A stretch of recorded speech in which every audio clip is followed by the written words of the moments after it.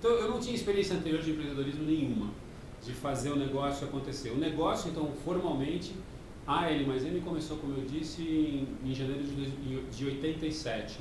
Mas antes disso era uma vida profissional de muito trabalho, só sem uma empresa definida, era eu mesmo desenvolvendo minhas experiências. Quando se pergunta sobre força e fraqueza, eu posso falar talvez das minhas fraquezas. Eu acho que uma autoavaliação muito tranquila que eu faço é que eu sou um gerente em aprendizado. Essa eu acho que é a minha grande fraqueza. Eu não tenho uma formação gerencial sólida. Eu tenho um drive e uma genética de crescimento e ampliação da operação, da empresa, mas um drive muito, muito fraco, genética muito ruim, apesar de meus pais terem genética legal, mas a minha formação acadêmica e, claro, a minha natureza não é de gestão de rotinas e processos. E eu estou aprendendo muito nesse último ano e meio, mais ou menos, porque eu fiz um trato com sócios onde eu virei gestor, virei gerente. E isso tem um preço, né? Um preço de esforço pessoal meu. Então, minha fraqueza é não ter a formação básica e talvez nem o que eu chamo de modelo mental de gerenciamento de processos, estruturação de processos, de cobrança de rotinas, para sempre trabalhar com o resultado da empresa num ambiente de estabilidade organizacional. Eu não tenho essa natureza, essa não é minha força. A natureza está mais em empreender, em criar coisas do que gerir o que é criado. E para mim isso eu chamo ser um travesti corporativo, entendeu? Assim, porque você tem que ser, eu uso uma palavra que um cara me ensinou, um cara chamado Carlos Marçal, uma figura, e esse fato de você ter um drive para uma coisa, mas ter que fazer outra, porque é necessidade da empresa fazer esta outra coisa, por exemplo, ser gerente, não é uma coisa que seja fácil para mim. Então isso para mim é a minha fraqueza. Mas é uma oportunidade de aprendizado. Eu tenho estudado muito, tenho tentado entender, eu leio 10 vezes o Falcone de trás para frente, não entendo nada, aí volto a ler 10 vezes. E a gente percebe que são conjuntos de ensinamentos incríveis, mas eu acho que, pela minha dificuldade mesmo de ser gerente, eu tenho que ler 10 vezes, aplicar milhares de vezes para começar a entender. E como ele mesmo fala, para mudar uma cultura organizacional, que é muito nossa aqui, voltada para o empreendedorismo, em baixo nível de organização. E de um tempo para cá, eu começar a tocar o tambor, com o auxílio de outras pessoas. Se eu estivesse sozinho em gerência, eu estava frito. Mas como eu sou gerente geral, eu tenho que dar exemplo. Então eu não posso cobrar, quero resultado com organização. E chegar a ser uma bagunça, não ter processo, não ter... E eu sou assim, não tenho o que esconder. Eu sou o drive e a força do empreendedorismo, não da organização. Mas é um bom aprendizado, eu recomendo para todo empreendedor. Tem uma amiga minha que fala uma coisa muito louca, muito séria. Ela fala, se você também tiver só o drive e quiser só trabalhar no gerenciamento, a empresa morre. É verdade. Tem que ter alguém louco, ou vários alguéns loucos para essa insatisfação constante. No início já foi assim também? O início era um início de crescimento, grande empuxo, grande drive. E aí eu me associei, falando de sócios, né? Eu me associei a pessoas que foram talvez complementando minhas fraquezas, né? E aí entrando com as forças delas próprias. Então, por exemplo, hoje você tem um perfil societário, a empresa nasceu com eu mesmo e minha mulher naquela época, que só entrou na sociedade realmente por uma mera formalidade, para poder ter uma sociedade uniprofissional de arquitetos. Mas depois a empresa rapidamente cresceu com outros sócios, a gente de uma pessoa e um gato, que era eu, né, um gato nas costas, fazendo os negócios sozinho, foi para 6 pessoas no primeiro ano, então foi um crescimento espantoso. 6 pessoas e depois no segundo ano estava com 12, então foi crescendo de maneira bem rápida, com pessoas com capacidade de organização muito maior que a minha. Então você tem hoje um perfil societário, para fazer um resumo, onde talvez eu e mais uma série de outras pessoas tenham um drive mais empreendedor, mas tem sócios que entram com uma organização, a visão sistêmica, o raciocínio, a ponderação, a calma. E eu acho que esse é o segredo de qualquer sociedade humana, né? Você ir combinando forças das pessoas para poder ter um empreendimento de sucesso. Aí você não pode... Todo mundo empreendedor, vai quebrar aquela jossa. Ninguém vai gerir o negócio. Todo mundo gerente, aí ferrou. É a mesma coisa sempre. não vai vender e tal. Então eu respondo sobre a questão de sociedade dessa forma. Hoje eu tenho uma hiper sorte de trabalhar com... Nós somos em 108 pessoas formalmente na empresa, das quais, num modelo societário muito divertido, nós somos de verdade em praticamente 70 sócios. Um modelo muito parecido com o que tem em grandes escritórios de advocacia, de empresas de propaganda de grande porte, corporações muito maiores do que a nossa. Então a gente tem um processo de entra na empresa, passa um período sabático bem rápido, um período de teste bem rápido, para saber se é bom ou se é ruim. Não é bom, nós vamos querer reter talento, fica como sócio. Não é bom, está à vista. E aí então a grande maioria que a gente busca é ter uma integração na empresa com o modelo societário.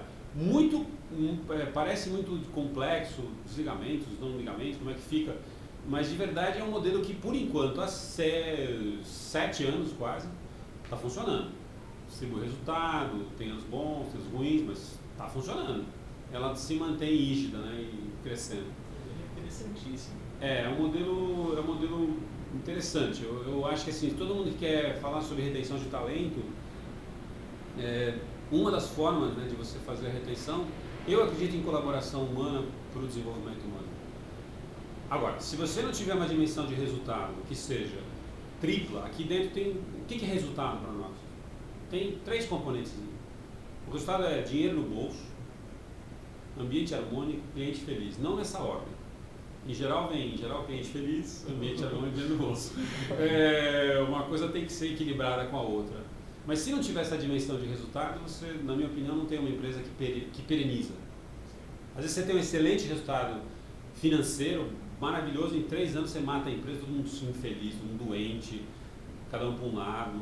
Aí você tem só cliente feliz, também não dá, né? Cadê o dinheiro? A empresa só existe porque tem que estar indo dinheiro no bolso de todo mundo.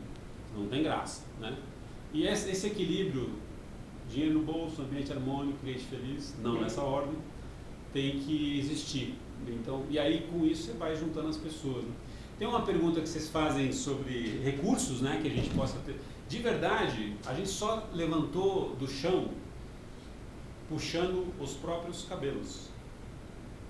Eu nunca entrei com capital grana, não, vai lá, sei lá, 100 mil dólares, ou $1.000.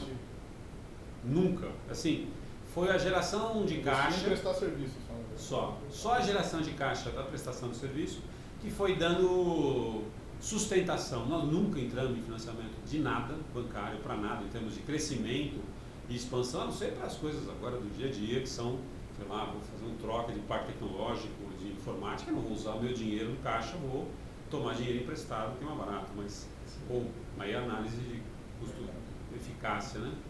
Então, nós não tivemos nunca aporte de capital de ninguém. É uma empresa, hoje, não há nenhum problema de falar isso, a Receita Federal nos investiga com muita lupa, e, enfim. Nós somos uma empresa que faturou 22 milhões ano passado, não falando de obras, porque a gente tem que tomar cuidado de separar. A obra é um bicho muito estranho. Quando a gente fala de obra, a gente fala de boteco de padaria.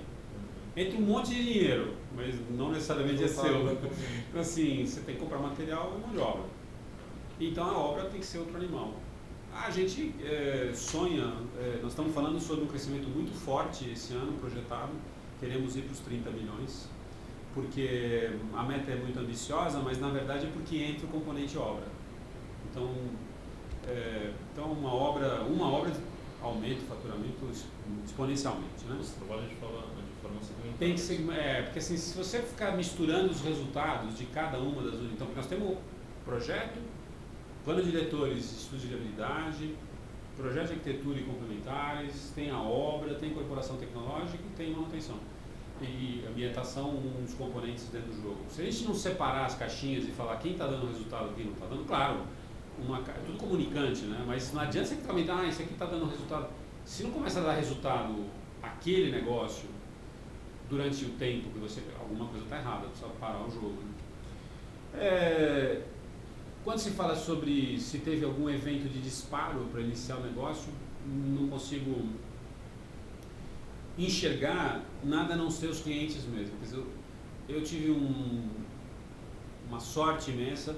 Em determinado momento a empresa tinha acabado de nascer, tinha voltado da Inglaterra E um senhor muito interessante chamado Dietrich Welter me chama no Hospital Alemão Oswaldo Cruz para fazer um plano de ampliação, né? Isso é 1988. E um outro cara muito interessante, da Fundação Instituto Moléstias do Aparelho Digestivo, aí, o FIMADEM, o Edmundo Vasconcelos, aqui em São Paulo, nos chama para fazer um centro de ambulatórios do lado de um prédio de Niemeyer. Então fizemos um belo centro de... Essas duas obras foram emblemáticas, né? A obra inicial do Oswaldo Cruz e a prestação de serviço do Oswaldo Cruz em 88, que foi até 96 praticamente, e o trabalho do Edmundo Vasconcelos, que são duas obras que eu acho que deram um primeiro empuxo interessante dentro de São Paulo, em clientes de grande porte. Mas a gente sempre fez o rodeio de São Paulo, a gente atacou o Brasil inteiro primeiro e foi sitiando São Paulo, né? A tática era assim, tinha muita competição aqui dentro. De fora para dentro. Fora para dentro. Muita competição e muita gente querendo trabalhar aqui. Aí eu falo, bom, eu não dou conta desse negócio aqui, eu não vou ficar disputando o mercado aqui agora. Quando eu chegar aqui, eu quero chegar com, né, condição de competição, preço legal, eu não vou ficar batendo cabeça. Então, não foi... Então, uma pergunta, teve plano de negócios? No começo, não. Não adianta ficar mentindo, dourar pílula, nada, absolutamente nada. Sem plano de negócio, um desastre, muita cabeçada sem plano. Então, para todo mundo que está ouvindo, se tiver que empreender, pelo amor de Deus, faça um plano de negócio. Mas o problema é também, de novo, né, os planos de negócio, eu sempre falo que às vezes é que nem engenheiro de obra feita. Né? O cara fala, eu estou fazendo um plano de negócio em cima de um negócio de sucesso. Bom, legal, bacana. Mas criar um negócio no papel, no conceito, para depois ele virar verdade, o que eu sempre digo é que o plano de negócios ele é um instrumento de teste de atratividade. Ele não tem nada a ver com um mapa da mina fantasticamente bem detalhado. Não existe, na minha opinião, um mapa da mina fantasticamente bem detalhado, porque a realidade é muito mais divertida do que o plano. Sempre mais divertida. E os componentes da realidade mudam muito rapidamente. Então, eu acho que você tem que falar sobre, na verdade, um plano como um instrumento de teste da atratividade de se arriscar. Um instrumento de teste da atratividade, né? E claro, análise de custo de investimento, o risco que você está correndo, onde você pode pisar. É um mapa melhor que te que te mostra condições de atratividade de arriscar e pular no jogo. Agora, talvez se você perguntar para esses grandes caras, empreendedores mundiais, se eles tinham um plano de negócios, eu te digo que talvez as bolhas da internet no ano 2000 ganharam um monte de dinheiro vendendo plano de negócio, não entregando porcaria nenhuma. Talvez esses caras tivessem plano de negócio. E eu sempre digo, hoje, quem vai empreender, nós temos tanta tecnologia boa para fazer planos, né, em planejamento, simulações e modelagens, que tem que usar. Aí é uma bobagem você não usar.